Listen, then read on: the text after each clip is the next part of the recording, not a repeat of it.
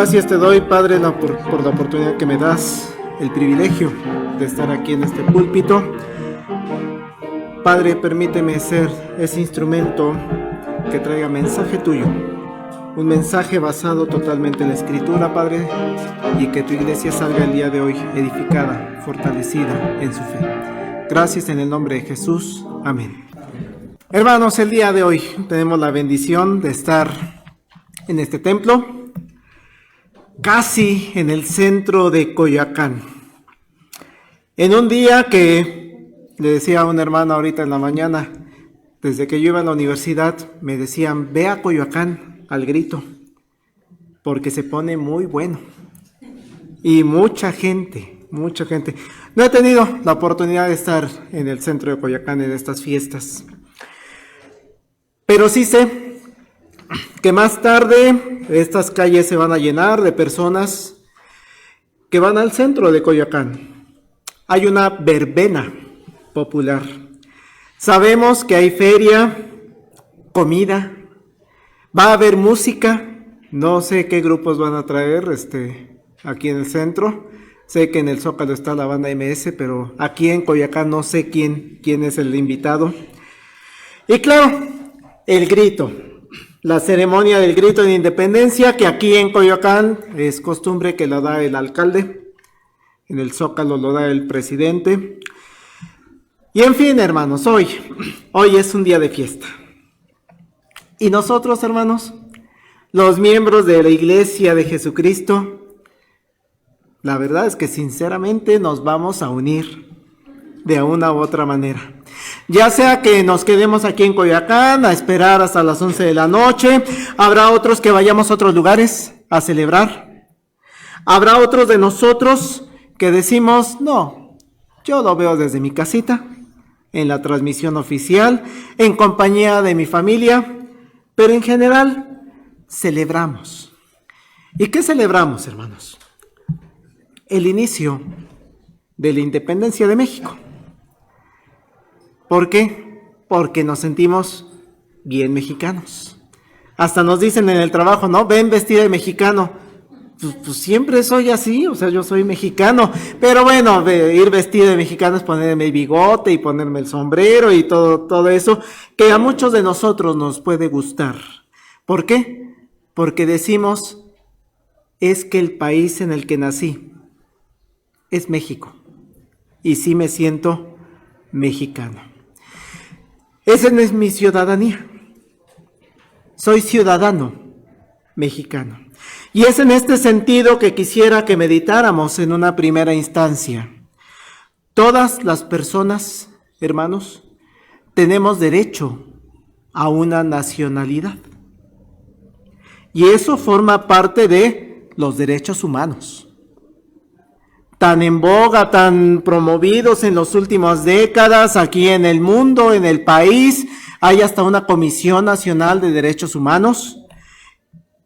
Y entonces debemos tener muy en claro que desde el recién nacido hasta la persona adulta mayor tienen el derecho a tener una nacionalidad.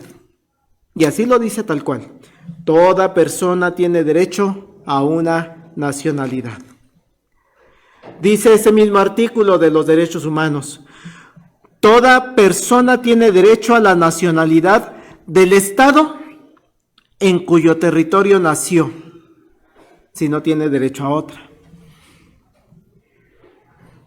Nací en México. Yo nací, no lo recuerdo, sé que nací en el Parque Los Venados, pues yo nací en la alcaldía de Benito Juárez, pero toda mi niñez fue en Iztapalapita. Pero en realidad soy mexicano. Y creo que cada uno de nosotros sabemos que tenemos un acta de nacimiento que dice dónde nacimos. Y si nacimos en México, tengo nacionalidad mexicana. Soy ciudadano mexicano. Y otra parte del artículo de los derechos humanos dice, a nadie se le privará arbitrariamente de su nacionalidad, ni de su derecho a cambiarla. Por eso tanto debate de repente se genera, ¿no? Que el futbolista tal se nacionalizó mexicano. y luego no lo dejan jugar porque no, es que no se formó aquí, es que era de colombiano, es que era brasileño. Dicen los derechos humanos, es mexicano. Es mexicano, sí, su carta de traslado o su carta ya expedida por el gobierno mexicano dice que es mexicano, tiene todos los derechos de un mexicano. Así, hermanos, que podemos pensar entonces que el ser ciudadano mexicano es una bendición. Todos nosotros, o al menos de los que alcanzo aquí a distinguir, somos de esa nacionalidad. No veo aquí en lo personal a un francés, a un alemán, a un... Por ahí creo que sí habrá alguien que tenga doble nacionalidad, pero la mayoría somos mexicanos. Desde tiempos bíblicos, hermanos, se reconoce la importancia de este derecho humano. Se puso de moda ahora con todo el movimiento pro derechos humanos, pero desde la Biblia ya se reconoce que es sumamente importante la ciudadanía, es sumamente importante la nacionalidad de las personas. ¿Ejemplos? Abraham. Abraham queda muy claro cuál es su nacionalidad. Dice en Deuteronomio 26:5. Entonces hablarás y dirás delante de Jehová tu Dios, un arameo a punto de perecer fue mi padre, el cual descendió a Egipto y habitó allí con pocos hombres y allí creció y llegó a ser una nación grande, fuerte y numerosa. ¿Abraham qué nacionalidad tenía entonces, hermanos? Arameo. Ya tiene una ciudadanía. Moisés, otro personaje emblemático en la Sagrada Escritura, también tenía su nacionalidad. Allá en Éxodo, en la historia de Moisés, Éxodo 2, verso 6, cuando la abrió, vio al niño. Y aquí el niño lloraba, y teniendo compasión dijo, de los niños, de los hebreos, es este. Era un bebé que fue depositado en el río y que nos dice la historia que la hija de Faraón se le encontró. Pero cuando abre la canasta donde se encuentra ese pequeño, esta mujer lo reconoce con una nacionalidad, con una ciudadanía. Este niño de los hebreos es. Se reconoce.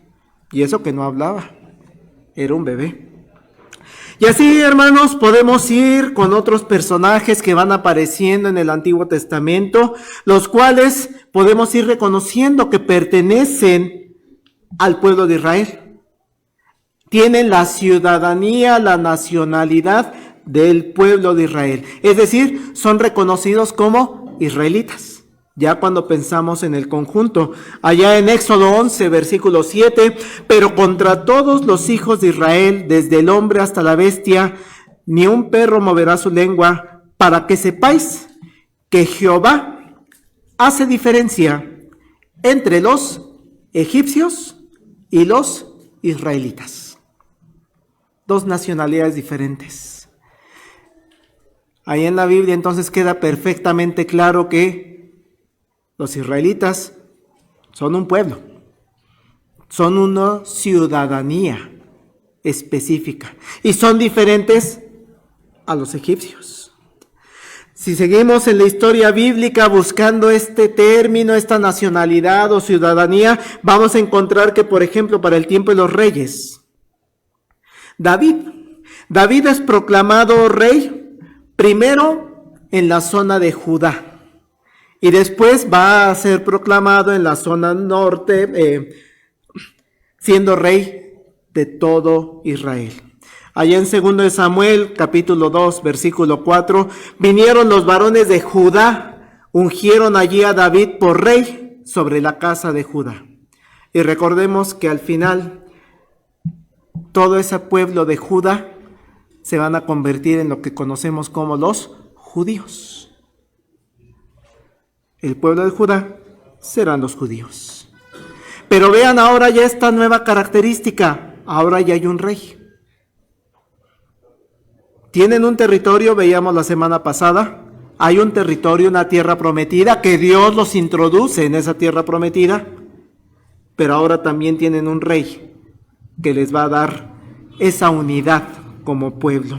Allá en 2 Samuel 5:3, más adelante, continuando con la historia de David, vinieron pues todos los ancianos de Israel al rey en Hebrón, y el rey David hizo pacto con ellos en Hebrón delante de Jehová, y ungieron a David por rey sobre Israel. Se está uniendo todo un pueblo. Recordemos que eran tribus aisladas, 12 tribus, y ahora están uniéndose en una figura que se llama Israel, que se llama Judá. En el Nuevo Testamento, cuando seguimos tratando de encontrar si es importante la ciudadanía para algunas personas, también vamos a encontrar ese tema. Si bien cuando se separa el reino, recordamos la historia después de Salomón que se logra esa unidad, resulta de que se separa el reino, en el reino del norte y en el reino del sur, se generó una división en donde las personas decían, no, yo soy judío, yo soy del reino de Judá, yo soy descendiente de la tribu de Judá, y ellos se quedaron en el sur del país, con una capital, Jerusalén. Y recordamos que en esa separación de los del reino, dice el reino del norte, se quedan todas las tribus restantes. Su capital ahora será Samaria. Y entonces ahora se les va a conocer con una nueva nacionalidad o una nueva ciudadanía, los samaritanos. El mismo reino que había sido uno con David y Salomón, ahora se vuelve a dividir en dos, los judíos y los samaritanos. Pero hermano, bíblicamente no solamente existen estas dos naciones, esta nacionalidad o esta ciudadanía. Sabemos que también el pueblo de Dios, aun cuando está la división de los judíos y los samaritanos, el pueblo de Dios se encuentra rodeado por otros pueblos. Pueblos que no conocen a Dios, pueblos que adoran a otros dioses. Sabemos, ¿verdad, hermanos?, que hay asirios, babilonios, persas, griegos, e incluso llegamos a los romanos. ¿Sí? No es la única ciudadanía que existe. La de israelitas, la de judíos, la de samaritanos. Hay muchos países más, hay muchas nacionalidades más. Y es en ese contexto de los romanos, cuando los romanos son los que gobiernan, los que dominan a toda la tierra antigua, donde nace Jesús. El Señor Jesucristo nace en un contexto romano. Llama la atención que el pueblo romano, allá el emperador y los césares que viven en la zona de Roma, algo importante es que en esa época permiten que los pueblos que están bajo su dominio practiquen su religión. Mira, no me meto con tus religiones, con tus ritos, lo único que no puedes hacer es matar. Para poder matar a alguien, ahí sí tienes que pedirme permiso a mí, a los romanos. Por eso van con Poncio Pilato y toda esa parte histórica que hemos meditado en algunos otros momentos. Por eso podemos decir, hermanos, que Jesús, el Señor Jesucristo, Dios hecho hombre, también tiene una nacionalidad. Jesucristo formaba parte del pueblo de Israel. Podemos decir, bueno, es israelita. Jesucristo, más en concreto, forma parte de la tribu de Judá, ya que es descendiente del mismo rey David. Y por lo tanto, podemos decir que tiene esa ciudadanía como judío. No era samaritano, él era judío. Y aunque nació en Belén, pero ¿por qué nació en Belén, hermanos? Lo recuerdan perfectamente, ¿no? ¿Qué pasaba en ese entonces? ¿Por qué fueron a Belén? ¿Mm? El censo. ¿De quién? De sus papás. Él todavía no nacía. Dice allá en Lucas 2, 3 y 4, iban todos para ser empadronados, cada uno a su ciudad. Y José subió de Galilea, de la ciudad de Nazaret a Judea, a la ciudad de David, que se llama Belén, por cuanto era de la casa y la familia de David. José tenía nacionalidad. María tenía nacionalidad. ¿Vivían en otro lugar? Vivían en Galilea y vivían en Nazaret. Pero por el censo tuvieron que bajar hacia Belén. Así que esa es su nacionalidad por nacimiento. Yo sé, hermanos, que cuando nos proponemos leer la Biblia, voy a leer la Biblia completa, pastor, sí. Y cuando nos encontramos las genealogías, ¡pum!, nos atoramos porque fulanita engendró a sutanito, sutanita, perenganito, perenganito, y ya me perdí. Personajes que ni conocemos muchos de ellos, ¿no? Pero para el judío es muy importante. Las genealogías son sumamente importantes para cada uno de los personajes bíblicos porque muestran a través de esa historia cuál es su nacionalidad. En el caso de Jesucristo es central la genealogía, porque es muy importante para el cumplimiento de las profecías sobre el Mesías.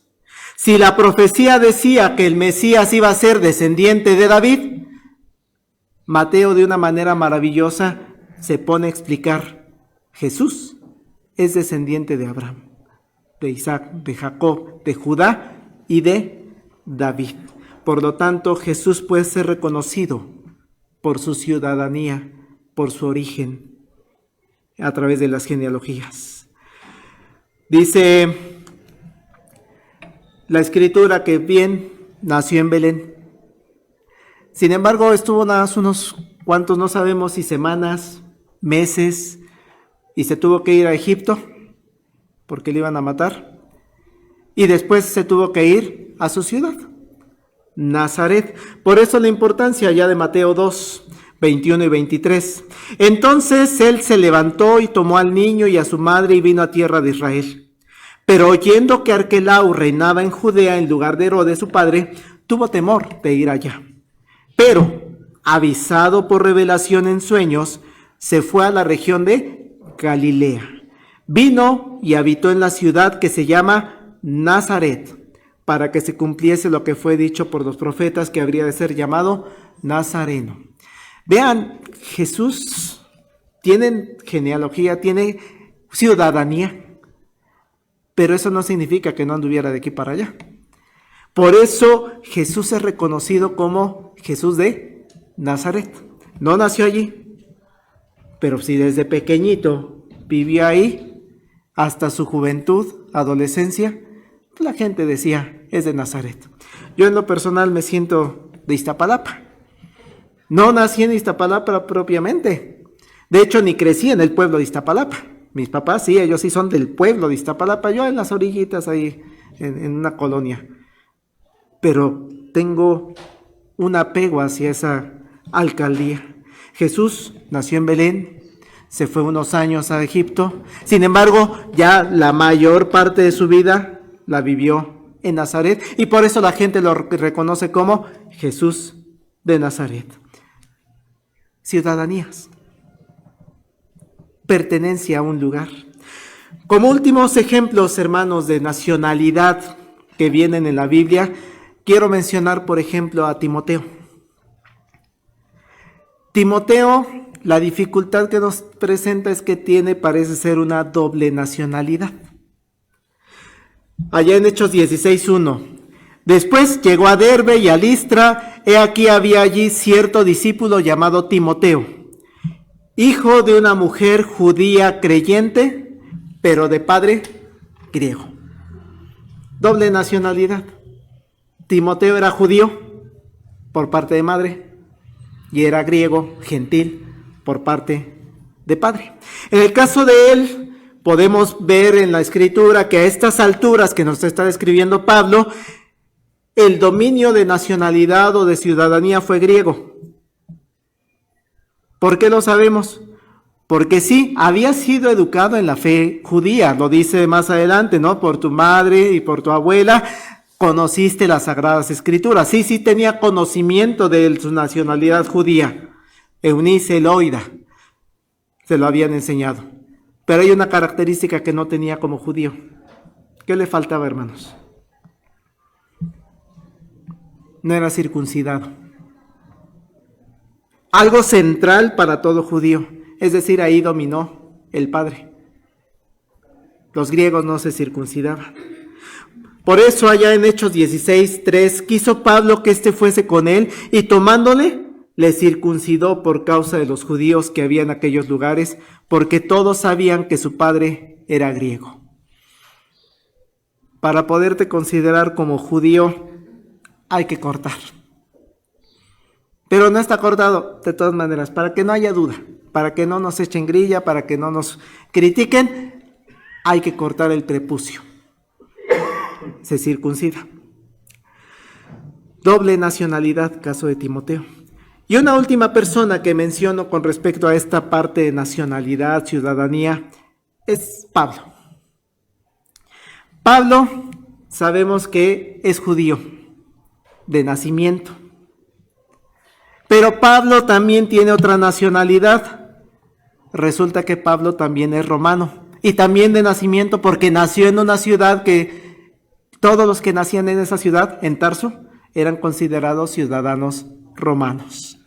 Por eso lo utiliza Pablo en su defensa cuando lo están atacando. Cuando están planeando su muerte. Cuando lo están torturando. Allá en Hechos 22, 25 en adelante. Pero cuando le ataron con correas, Pablo dijo al centurión que estaba presente: ¿os es lícito azotar a un ciudadano romano sin haber sido condenado?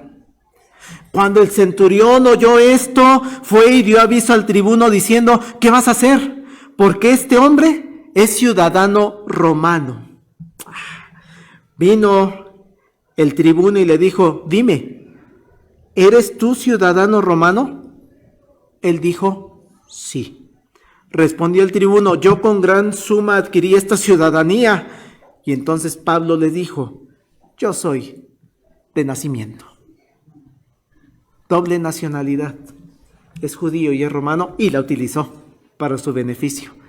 Por eso lo pidió: voy a César a apelar con él, y toda esa parte de la aventura de Pablo. Todo esto, hermanos, ¿qué mensaje puede tener para nosotros?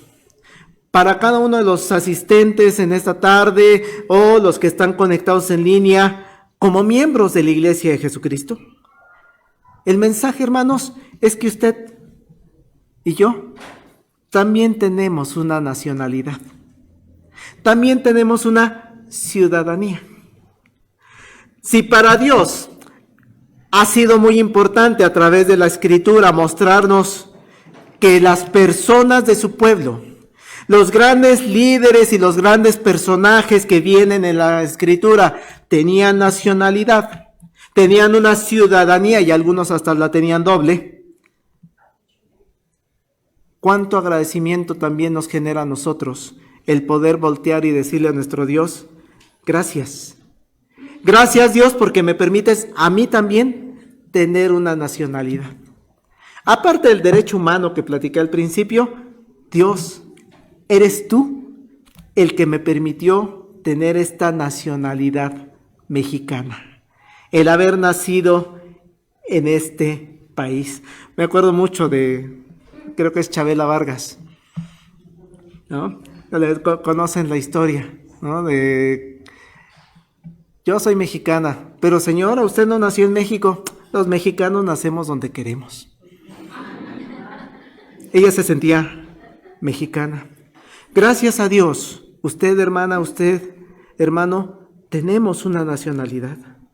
Vivir en este país, en México, sí, yo lo sé, hermano, porque también lo vivo cotidianamente. No es sencillo.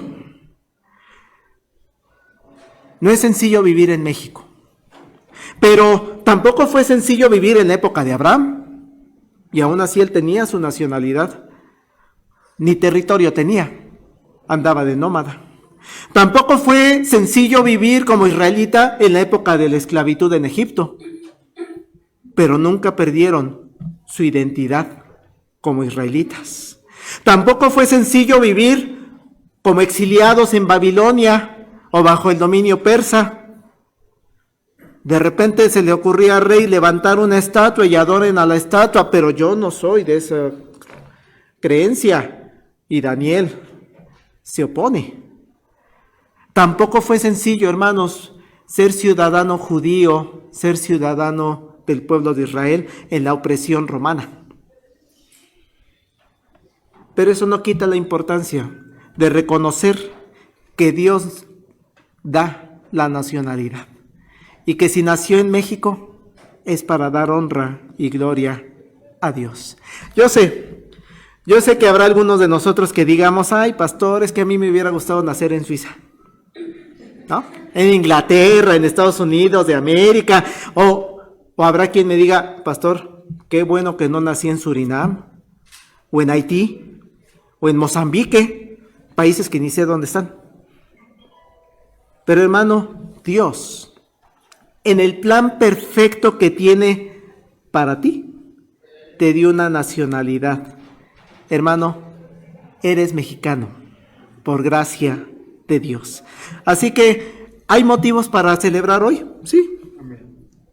Sí, celebremos hoy que somos mexicanos y que Dios nos permitió nacer en el Parque de los Venados, ahí en la alcaldía de Benito Juárez, en mi caso, y ya cada uno de nosotros sabemos dónde nacimos. Pero, hermanos, no quiero dejar de mencionar un segundo motivo para celebrar en esta tarde.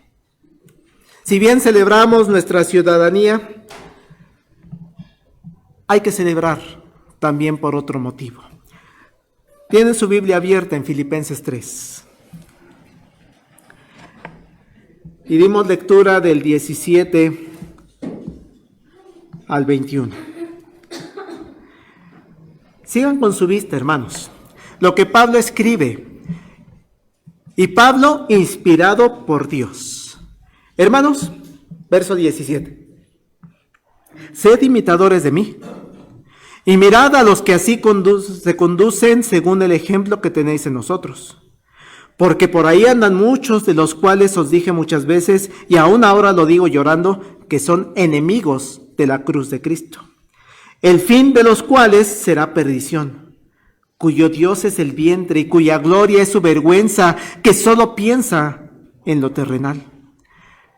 Y pongan atención, hermanos, porque dice, mas nuestra ciudadanía está en los cielos, de donde también esperamos al Salvador, al Señor Jesucristo, el cual transformará el cuerpo de la humillación nuestra para que sea semejante al cuerpo de la gloria suya, por el poder con el cual también puede sujetar a sí mismo todas las cosas. Hermanos, en el mundo hay millones de personas repartidas en las diferentes naciones. Pero muchas de esas personas, nos dice el apóstol Pablo en esta carta a los filipenses, son enemigos de la cruz. Qué impresionante, hermanos. Mientras meditaba en este pasaje me impactaba ese versículo 18. Por ahí andan muchos, de los cuales os dije muchas veces, y aún ahora lo digo llorando, son enemigos de la cruz de Cristo. Y Pablo lo dice, lo digo llorando, lo digo con tristeza, pero hermanos, esa es una realidad que seguramente usted y yo podemos reconocer a nuestro alrededor. Hay naciones donde el cristianismo está prohibido, donde el cristianismo está restringido. Hay comunidades de nuestro país donde ser cristiano es motivo de persecución, motivo de pérdida de nuestros derechos humanos. Hace unas semanas, ¿verdad? Orábamos porque hay persecución de personas cristianas en Oaxaca, en Chiapas. Les queman sus casas, les cortan el agua, les matan sus animales. Seguramente en la escuela de nuestros hijos, en la oficina, en el negocio, con los vecinos, también podemos reconocer que hay enemigos de la cruz de Cristo. Nuestros niños se ven influenciados por personas que tratan de quitarles, a veces hasta el mismo maestro. El que no me vengan aquí con esos cuentos de Dios, no, aquí vamos a creer en Darwin. No me vengan con cuentos sobre que los burros hablan allá en Números, en el libro de Números. Los burros no hablan. Y entonces los niños son atacados en sus creencias. Hay enemigos de la cruz de Cristo. Pero hermano, esté tranquilo. La justicia de Dios es perfecta. Y lo decía la carta a los Filipenses, vean el verso 19. ¿Qué va a pasar con ellos, los enemigos de la cruz de Cristo? El fin de los cuales será perdición. Así que no se preocupe. Dios va a hacer su justicia. Y todas aquellas personas que están atacando a nuestros hermanos oaxaqueños, chiapanecos, todas aquellas personas que leemos todos los días con el hermano Daniel que nos manda el cuadrito del motivo de oración, que impiden que el desarrollo del cristianismo en otros países, el fin de los cuales será perdición. Pero el apóstol Pablo, hermanos, no terminó ahí su mensaje, dándonos esa tranquilidad de sí, hay enemigos de la cruz y nos van a atacar y nos van a perseguir, pero van a recibir su pago. No terminó ahí su mensaje, hermanos. Ahora nos da un mensaje de alegría para usted y para mí. Porque ahora nos dice, hermana, usted tiene doble nacionalidad. Hermano, usted tiene una doble nacionalidad. Y no estoy hablando de que es japonés también, o es inglés, o es norteamericano, o es canadiense. No, estoy hablando de una nacionalidad diferente. ¿Qué dice el verso 20, hermanos? Mas nuestra ciudadanía, ¿en dónde está? En los cielos, de donde también esperamos al Salvador, al Señor Jesucristo. Sí, hermana, sí, hermano. Damos gracias a nuestro Dios porque su ciudadanía, aparte de que es mexicana, aparte de que es mexicano y que hoy vamos a celebrar con alegría, pero hermano, hoy también demos honra y gloria a Dios y demos agradecimiento a Dios porque además de que soy mexicano, Dios me permite ser ciudadano del reino de Dios. Tenemos otra ciudadanía. Y hermanos, en ese reino de Dios, qué bendición tan grande, que ese reino tiene un rey. Y ese rey es Jesucristo. Juan 12:15, no temas, hija de Sión. He aquí tu rey viene, montado sobre un pollino de asna. Ese que celebramos en Semana Santa y que entró en un pollino, es mi rey. Aquí el presidente, y podremos estar enojados o contentos de que si es el Andrés Manuel, que si va a ser Claudia Sheinbaum, ese forma parte de la ciudadanía mexicana y contentos o enojados, ahí está. Pero en mi ciudadanía del reino de los cielos, ahí no hay vuelta de hoja y ahí no hay elecciones cada 6 años. Ahí siempre ha sido el rey Jesucristo. He aquí tu rey viene montado sobre un pollino. Y qué hermosa descripción nos da ese libro de Apocalipsis que a veces nos da tanto temor, pero nos habla de rey, hermanos, y de su enorme poderío de rey, de mi rey, del reino donde pertenezco. Allá en Apocalipsis 17, verso 11. La bestia era y no es también el octavo y es de entre los 7 y va a la perdición. Los 10 cuernos que has visto son 10 reyes que aún no han recibido reino, pero por una hora recibirán autoridad como reyes juntamente con la bestia. Estos tienen un mismo propósito, entregarán su poder y su autoridad a la bestia. Pero viene lo maravilloso de este rey, hermanos. Pelearán contra el Cordero. Ese es mi rey, el Cordero. No es mi gallo, es mi Cordero. Y el Cordero Dice claramente Apocalipsis, los vencerá. Porque Él es Señor de señores y Rey de reyes. Y los que están con Él son llamados y elegidos y fieles. Ese es mi Rey.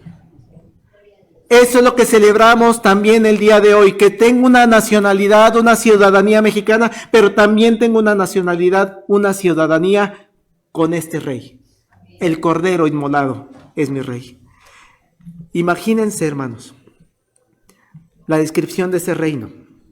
Si cuando describimos a nuestro país, México, pues nos gozamos, ¿no? Estamos contentos porque yo le canto sus montañas o sus praderas y flores que son como, talismanes, ¿no? Del amor de mis amores. O sea, sí, sus tradiciones y sus vestimentas y su comida, ¿no? Y que no les pregunto qué vamos a comer porque... ¿Y cómo es el reino de Dios? También lo podemos describir así de bonito como describimos a México. Más bonito. Amós 9:6 dice, por ejemplo, Él edificó en el cielo sus cámaras, ha establecido su expansión sobre la tierra. Él llama las aguas del mar y sobre la faz de la tierra los derrama. Jehová es su nombre. Él es nuestro Rey. Él es quien ya dispuso, dice aquí, en el cielo sus cámaras. Hay hogar para nosotros allá en el cielo. Dios construye su excelso palacio en el cielo. Así lo dice en Nueva Versión Internacional este pasaje. Amós 9:6. Él construye su excelso palacio en el cielo y pone su cimiento en la tierra. Imagínense el palacio de Dios. Y yo soy ciudadano de ese reino. Continuando con esa descripción de reino que tanto anhelamos y que tanta confianza tenemos que ahí estaremos, en Apocalipsis 21, versículos 2 y 4, yo, Juan, vi la santa ciudad, la nueva Jerusalén, descender del cielo de Dios, dispuesta como una esposa ataviada para su marido. Oí una gran voz del cielo que decía, he aquí, el tabernáculo de Dios con los hombres. Y vean lo maravilloso que es nuestro reino. Él habitará, morará con ellos. No que Dios no esté ahorita aquí. Dios está presente. Pero ahora en este nuevo cielo va a estar moviéndose. Él morará con ellos. Ellos serán su pueblo. Y Dios mismo estará con ellos como su Dios. Y algo que siempre nos sirve de consuelo, hermanos, en momentos de crisis, en momentos de tristeza. ¿Cómo va a ser ese cielo? ¿Cómo va a ser el reino donde yo estoy prometido que voy a estar? Y le creo esa promesa a Dios. Enjugará Dios toda lágrima de los ojos de ellos. Y algo maravilloso, hermanos.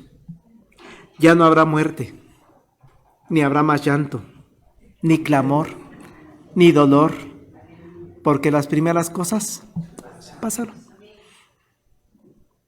De México podemos decir muchas cosas que fallan. Culiacán hoy lo está sufriendo tremendamente. Pero la ciudadanía del reino de Dios es diferente. No habrá llanto, ni clamor, ni dolor. Las primeras cosas pasaron. Y siguiendo con esta descripción de nuestro reino prometido, el reino donde usted y yo vamos a estar en algún momento, no viene ya templo, dice el versículo 22 de Apocalipsis. No viene ya templo, porque el Señor Dios Todopoderoso es el templo de ella y el Cordero. La ciudad no tiene necesidad de sol ni de luna que brillen en ella, porque la gloria de Dios la ilumina y el Cordero es su lumbrera. ¡Qué hermoso! ¡Qué hermoso que, aparte de ser mexicano, soy ciudadano del cielo! Y las naciones que hubieran sido salvas andarán a la luz de ella, y los reyes de la tierra traerán su gloria y honor a ella. Sus puertas nunca serán cerradas de día, pues allí no habrá noche. y llevará la gloria y la honra de las naciones a ella. No entrará en ella ninguna cosa inmunda o que hace abominación y mentira. Y lo hermoso de esta promesa, sino solamente los que están inscritos en el libro de la vida del Cordero, donde usted y yo estamos inscritos. No tengo mi INE, sino tengo mi nombre escrito en el libro de la vida. Es por eso, hermanos, que hoy festejemos doble. Festejemos nuestra nacionalidad terrenal. Sí, celebremos que somos mexicanos, pero también, hermanos, que salgamos del templo el día de hoy celebrando, festejando que somos ciudadanos del reino de los cielos. Hay algo extra en nosotros en esta tarde. Esa es la promesa que nos deja Dios en esta tarde. Pero también quiero dejarles con una invitación. ¿Por qué? Porque, como lo leíamos en Filipenses, no todas las personas son ciudadanos del cielo. Son mexicanos, tal vez, pero no todas las personas son ciudadanos del cielo. Hay personas enemigas de la cruz de Cristo a nuestro alrededor. ¿Qué necesito entonces, hermano, hermana, para ser ciudadano de ahí? Para estar en esa ciudad santa donde Dios tiene su palacio. ¿Qué necesito, hermanos? Hechos 16:31, ellos dijeron: cree en el Señor Jesucristo y serás salvo tú y tu casa. Esto es lo que necesitas para ser ciudadano. Para ser ciudadano mexicano, bueno, pues hay que llevar al pequeño al registro civil y nos piden la constancia de nacimiento y no sé qué tantos papeles nos piden, ¿no?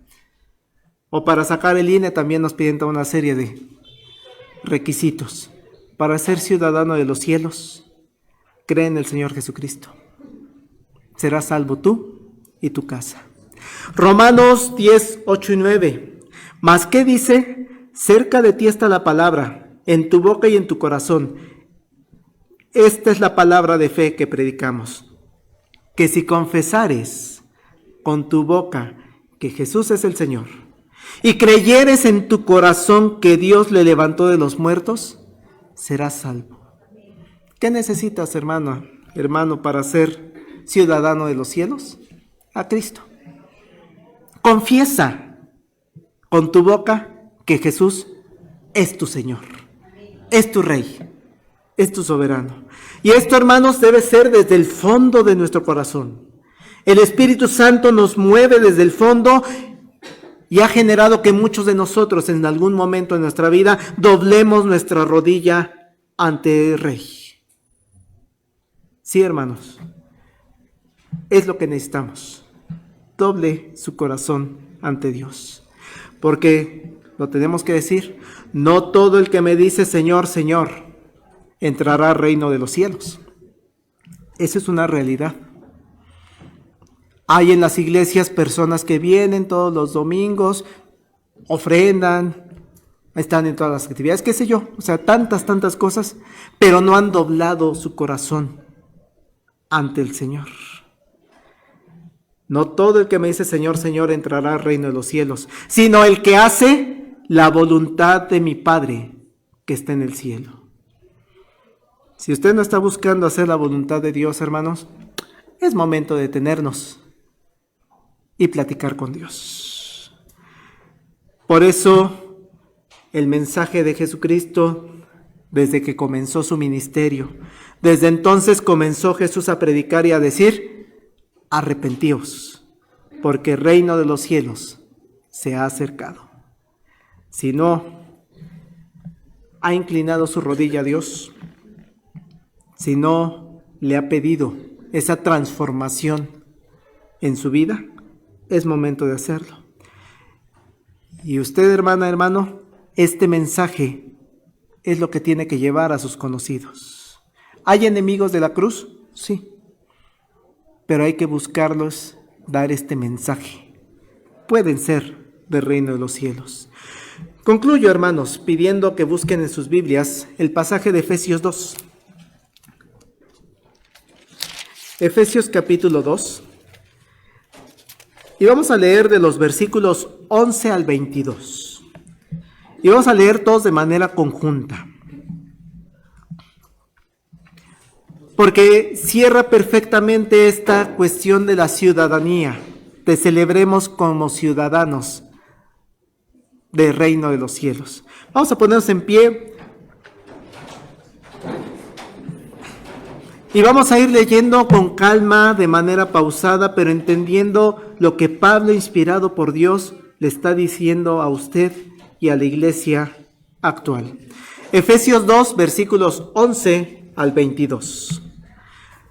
Dice el pasaje: por tanto, acordaos de que en otro tiempo vosotros los gentiles, en cuanto a la carne, eras llamados incircuncisión por la llamada circuncisión hecha con mano en la carne.